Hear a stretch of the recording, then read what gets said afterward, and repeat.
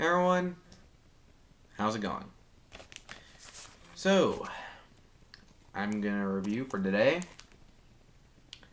Fantastic Four issue 361. And, warning spoilers. Now, the plot of this story is very simple. It opens with Ben Grimm, pretty much in horrible pain because his arm got busted up and, Reed's trying to help him. But Reed, I won't say is doing this in a reckless way, but in a way that is pissing off Ben, and honestly, it would piss me off if that was happening. Um, but this dude comes in.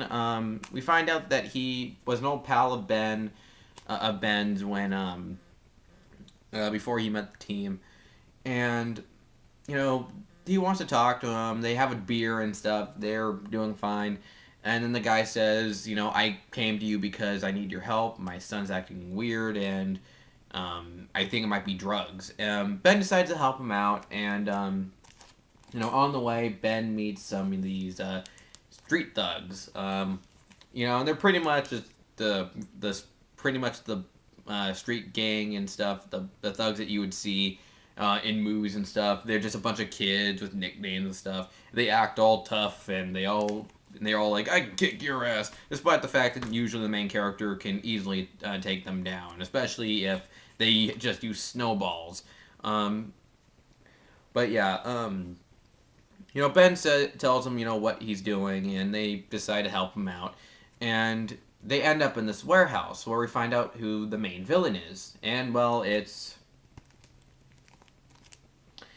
And pretty much, he has, like, this really weird plan with it, because it's, like... It's pretty much like this. He's like, I want to rule the world, and I don't want drugs involved in my world. I don't want addicts, and everything. So I'm going to just destroy them. And like, I understand what Doom means by this. Like, if you're going to rule the world, you probably don't want addicts in there. But still, I'm like, isn't this like something that you would do if you have control over the place? Because this is New York. This isn't Latveria. Like, granted, I'm pretty sure Latveria doesn't have drug problems, or maybe it does. But I'm not sure exactly. But, still, I'm like, dude, what you're doing is illegal. Like, I know he has, like, probably diplomatic immunity and stuff because he's a leader of a country, but still, I'm like, dude, first off, illegal. You don't have jurisdiction to do this, and second of all, isn't there a much more simpler way to do this instead of just taking some random kid and doing that? Just, it's weird that Doom is doing this. Like, that's something that you would do, like, well, hell, even Ben is like, wait, what? Seriously? Like, I feel like even Ben in the book, even if I don't know if it's intentional, Ben is just, like, he feels like this is kind of weird. But yeah, that's Doom's plan. Even though I'm pretty sure, there are other ways in doing this. But yeah, Ben fights Doom. And I know some of you guys are wondering, why isn't Ben calling them Fantastic Four? Well, pretty much, I'm not really sure, and I know some of you guys are probably wondering what the Fantastic Four are doing. Well, they're just getting stuff. They're just doing some nice little stuff for the holidays.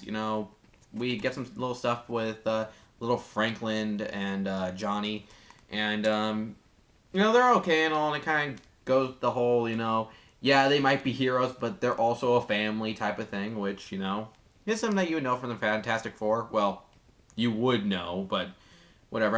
I'll get into that at some point. Yeah.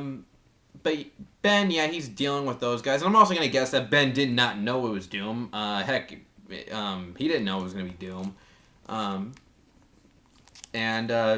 Yeah, pretty much, to make a long story short, back to the story here, yeah, Ben defeats Doctor Doom, the kid's safe and everything's all hunky-dory.